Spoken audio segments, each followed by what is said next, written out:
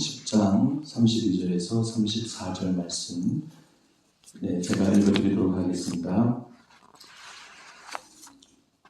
예루살렘으로 올라가는 길에 예수께서 그들 앞에 서서 가시는데 그들이 놀라고 따르는 자들은 두려워하더라.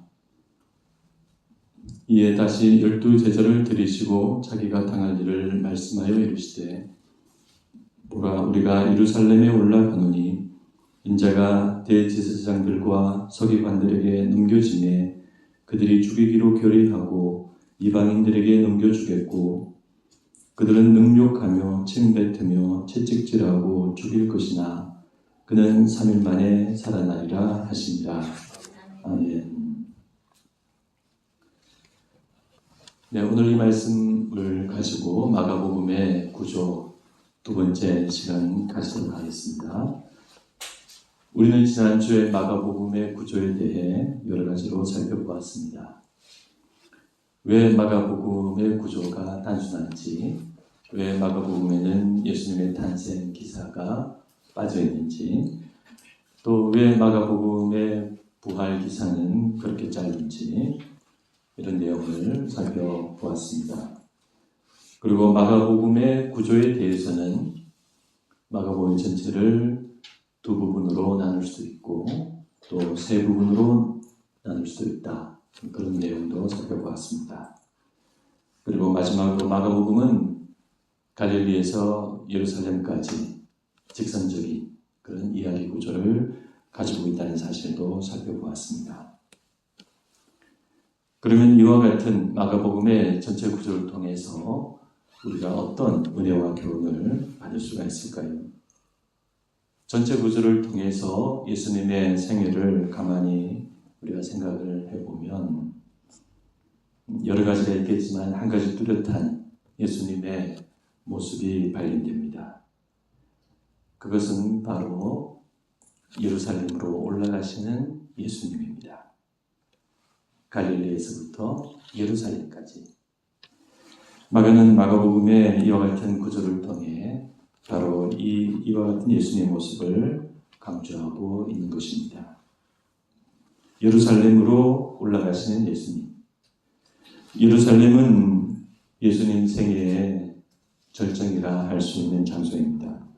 예수님의 모든 공생의 사역은 거기에서 마무리가 됩니다. 그리고 그것은 무엇보다도 하나님의 궁극적인 뜻인 십자가가 있는 곳입니다. 그러므로 마가복음이 말씀하는 예수님은 어떤 예수님인가? 예루살렘으로 굳게 올라가시는 예수님입니다. 예루살렘으로 올라가시는 이와 같은 예수님의 뚜렷한 모습은 우리들에게 한 줄기 빛을 비추어줍니다. 그것은 바로 너는 어디로 가고 있느냐라고 하는 우리 인생의 방향을 말씀하시는, 방향을 물으시는 빛입니다. 모든 사람에게는 인생의 방향이 있기 마련입니다. 역사가 흘러가고 역사의 물줄기가 방향이 있는 것처럼 한 사람의 인생도 흘러가고 마찬가지로 방향이 있습니다. 물론 어딘지 모르고 우리 인생이 흘러가기도 하죠. 그러나 자신이 알든 모르든 누구나 인생에는 방향이 있습니다. 알고 가는 사람도 있고 모르고 가는 사람도 있고 가다가 알게 되는 사람도 있고 가다가 방향을 고민하는 사람도 있고 가다가 방향을 수정하는 사람도 있을 것입니다. 우리 인생에 살아가는 그 삶의 방향, 내가 어디로 가고 있는가, 그런 문제를 사람은 마땅히 생각하고 고민해야 합니다. 그런 내용을 예술가의 한 사람으로서 잘 표현하는 사람이 있는데 우리가 잘 알고 있는 고갱이라는 화가입니다. 그는 말년에 스스로 자신의 역작이라고 부를 만한 한 작품을 완성했습니다. 이 가로로 한 4m 정도 되는 제법 큰 그림인데 고갱은 그 자기의 그림에 제목을 이렇게 붙였습니다. 우리는 어디로 가고 있는가? 나는 누구인가? 우리는 어디에서부터 왔는가? 우리는 누구인가? 우리는 어디로 가는가? 고갱은 이 작품을 친구에게 소개하면서 자신은 복음서에 비견될 만한 걸작을 만들었다고 그렇게 말했습니다. 그 그림은 오른쪽에서 왼쪽으로 가면서 그렇게 감상을 해야 하는데, 가장 그 그림의 오른쪽에는 갓난아기가 있고, 또 그 그림의 가장 왼쪽에는 죽음을 앞둔 한 늙은 여인이 그려져 있습니다. 그리고 그 아이와 갓난아기와 그 늙은 여인 사이에는 여러 인물들이 그려져 있는데, 그들은 자신의 운명이나 자신의 존재를 생각하기도 하고 서로 대화를 하기도 하고 하늘을 향해 손을 들어 올리기도 하고 또 어떤 신상에 귀를 기울이기도 합니다. 그리고 그런 인물들 중에는 그림을 감상하는 우리들을 정면으로 바라보고 있는 두 명의 젊은 여인도 있습니다. 그 여인들은 앉아서 우리를 바라보면서 마치 이렇게 묻는 것 같습니다. 당신은 당신이 어디서부터 왔는지, 당신이 누구인지, 또 당신이 어디로 가는지 아십니까? 그렇게 말하는 것 같습니다. 고갱이 그 작품을 복음서에 비교하는 것은 무척 일리가 있습니다. 복음서는 예수님의 생애를 그리고 있고 고갱의 작품은 한 사람의 생애를 마찬가지로 그리고 있기 때문입니다. 그래서 우리는 복음서를 보거나 그런 고갱의 작품을 보거나 그것을 보면서 우리 인생의 방향을 생각해야 한다는 그런 깨달음을 얻게 됩니다. 그렇습니다. 생애의 주체인 우리는 자신만의 생애의 방향을 가지고 있고 또 마땅히 가져야 합니다. 성공을 떠나서 실패를 떠나서 우리는 어떤 곳을 향해 걸어가는 존재이기 때문입니다.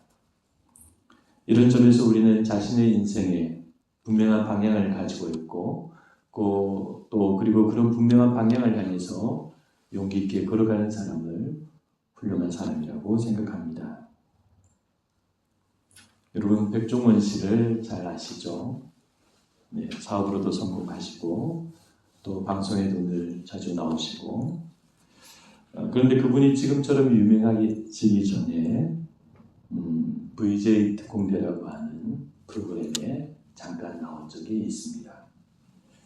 그때 백종원 씨는 자기의 가게 앞에서 요리사 복장을 하고 인터뷰를 했는데 이렇게 인터뷰를 했습니다. 자기는 처음에 식당 주인의 소리를 듣기 싫어서 큰 사업을 그냥 식당 주인으로 살기 싫고 큰 사업가로 살고 싶어서 그 사업을 했다는 겁니다.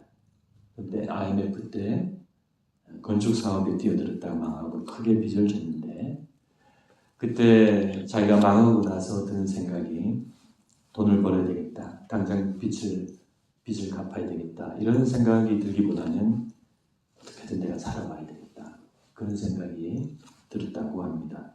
그래서 그런 생각을 가지고 살아봐야 되겠다는 그런 생각을 열심히 일을 했는데 다행히 여러 가게와 프랜차이즈가 성공을 해서 또 빚도 다 갚고 지금 자기가 그렇게 될 수 있게 되었다. 그렇게 인터뷰를 이제 했습니다. 백종원 씨가 그때 그렇게 인터뷰를 했는데 아시다시피 지금은 더 크게 성공하고 더 크게 유명한 분이 되었습니다. 이와 같은 백종원 씨의 그런 경우를 우리가 보면 그분이 처음에 가졌던 어떤 생각, 또 실패를 하고 또 다시 가졌던 생각, 그 생각들이 그분을 결국 이끌었고 그래서 그것이 그분의 인생의 방향이 되었던 것 같습니다. 그리고 자기가 생각한 대로 그렇게 자기 삶을 헤쳐나온 것이죠. 그러므로 그 인생의 방향이라는 것이 참 중요합니다. 모든 사람에게는 인생의 방향이 있어야 하고 필요합니다.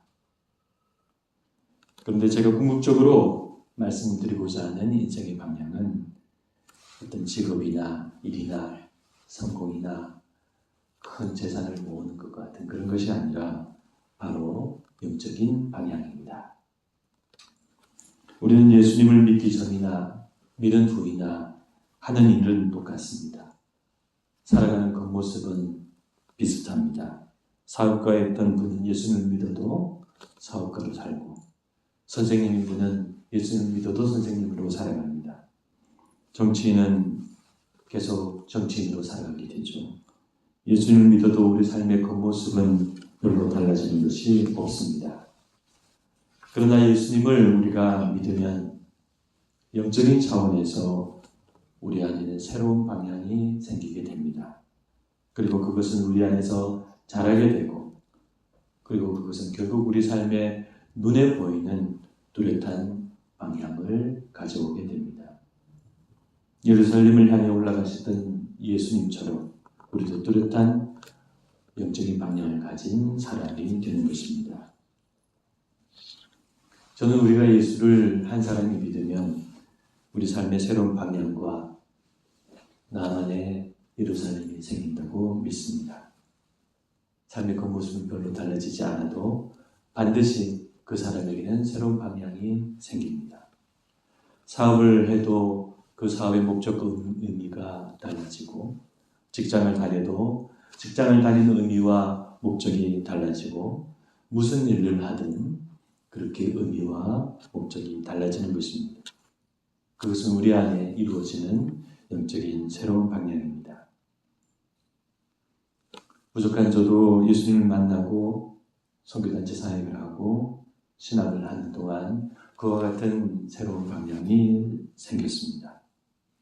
저는 목사가 되었지만 큰 교회를 하고 큰 목회를 하겠다는 생각으로 목사가 된 것은 아니었습니다. 저는 성경 말씀을 잘 말해주고 들을 만한 설교를 하고 작지만 새롭고 알찬 교회를 하는 목사가 되고 싶었습니다. 그것은 저의 작은 성향 탓이기도 하지만, 그러나 그것은 하나님이 저를 아시고 제게 알맞게 주신 새로운 방향이라고 믿었습니다.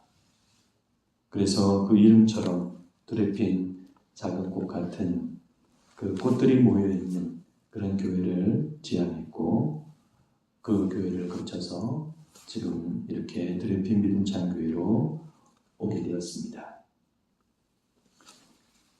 하나님은 믿는 자 안에 언제나 삶의 새로운 소망과 방향을 주시는 하나님이십니다. 예수님은 그와 같은 뚜렷한 방향이 있는 삶을 우리에게 보여주시는 예수님입니다. 따라서 우리 믿는 자들도 자신의 생활이나 영적인 삶이나 어느 부분에 있어도 그와 같은 방향이 있는 삶을 추구해야 합니다. 하나님은 오래전 애굽의 노예로 살던 이스라엘 백성을 구원하셨습니다. 그들은 노예로 살며 아무런 미래나 방향이 없었던 사람들이었습니다. 그런데 하나님께서 그들을 구원하시고 이끌어내시고, 그리고 그들을 신의 산 앞에 불러 이렇게 말씀하셨습니다. 내가 너희를 그 땅에서 인도하여 아름답고 광대한 땅, 젖과 꿀이 흐르는 땅으로 인도하리라. 내가 너희를 모든 민족 중에 내 소유가 되게 하겠고 제사장 나라가 되며 거룩한 백성이 되게 할 것이다. 이 모든 말씀은 하나님께서 그들에게 새로운 방향과 목적을 주시는 말씀입니다. 그러므로 그와 같은 하나님의 역사는, 이스라엘 백성을 그렇게 인도하시던 하나님의 역사는 어제나 오늘이나 동일합니다. 하나님은 오늘날에도 믿는 자에게 새로운 방향을 주시고 한 사람 한 사람을 인도하십니다. 그 새로운 방향은 우리 삶의 새로운 방식이기도 하고 새로운 목적이기도 하고 새로운 사명이기도 하고 우리의 궁극적인 구원이기도 합니다. 우리는 얼마 전에 권정생 선생의 삶에 대해 잠깐 살펴보았습니다. 그분은 가난과 병에 시달리며 굉장히 불우하고 힘든 성장기를 보냈습니다. 그분은 하나님이 없다 해도 될 만큼, 하나님을 안 믿어도 될 만큼 고통스럽고 힘든 삶을 살았습니다. 그러나 그분은 그 어려운 삶을 견디고 하나님을 믿었고, 그분은 그런 면에서 정말 훌륭한 분이라고 할 수 있습니다. 그런데 저는 권전생 선생의 삶에 보이지 않는 하나님의 역사가 있다고 믿습니다. 하나님께서는 보이지 않는 손길로 그분의 영혼과 삶을 인도하셔서 어린이들을 위한 이야기와 동화를 만드는 그런 작가가 되게 하신 것 같다고 저는 생각합니다. 그래서 그분은 하나님을 떠나지 않고 그 새로운 하나님 주신 새로운 방향 안에서 아름답고 신실한 삶을 살았다고 저는 생각합니다. 말씀을 맺고자 합니다. 예루살렘으로 올라가시는 예수님. 마가는 이 마가복음의 구조 속에서 그런 예수님을 우리에게 뚜렷하게 보여주고 있습니다. 그러므로 우리는 마가가 보여주는 이와 같은 예루살렘으로 굳게 올라가시는 예수님의 모습을 우리가 보면서 나는 어디로 가고 있는가? 나는 나의 인생의 방향은 어디로인가? 그것을 생각하고 고민하는 사람이 되어야 합니다.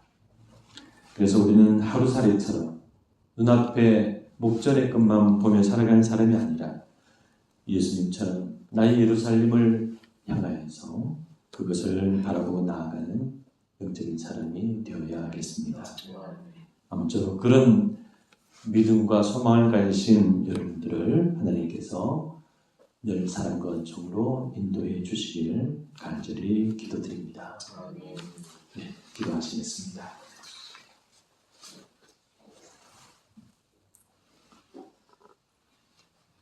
하나님이 없는 많은 세상 사람들은 자기 나름의 방향을 가지기도 하고 방향이 없이 그저 하루하루를 살아가는 사람도 많고, 그러나 하나님은 그런 어두운 자리에서 저희들을 불러내셔서 하나님의 백성으로 삼아주시고 우리에게 새로운 목적과 소망을 주시고 하나님의 나라로 인도해 주고 계십니다. 하나님, 저희들 그런 새로운 영적인 방향을 마음 깊이 간직하며 그 방향을 따라 믿음으로 살아가는 저희들이 되게 하여 주시옵소서. 하나님 아버지, 눈에 보이는 것으로 살아가는 사람이 아니라 하나님의 나라를 바라보고 예수님께서 걸어가신 그 길을 바라보며 우리도 동일하게 걸어가는 사람이 되게 하여 주셔서 우리가 한 사람이 예수 믿는 사람으로 무엇을 하든 어떤 모습으로 살든 그런 영적인 뚜렷한 방향 속에 우리 인생을 살아가는 사람이 되게 하여 주시옵소서. 기도하며 믿음을 가지고 소망을 가지고 저 시온성을 바라보면서 그렇게 살아가는 사람 되게 하여 주시고 세상 사람처럼 눈앞의 이익만 보고 눈앞의 것만 보고 좌절하고 일희일비하며 살아가지 않게 하여 주시옵시고 하나님을 굳게 믿고 믿음으로 살아가는 저희들이 되게 하여 주시옵소서. 예루살렘으로 올라가신 예수님의 모습이 저희들의 모습이 되게 하셔서 마침내 그 예루살렘에 도착하는 저희 모두가 되게 하여 주시옵소서. 감사드리오며 예수님의 이름으로 기도드리옵나이다. 아멘.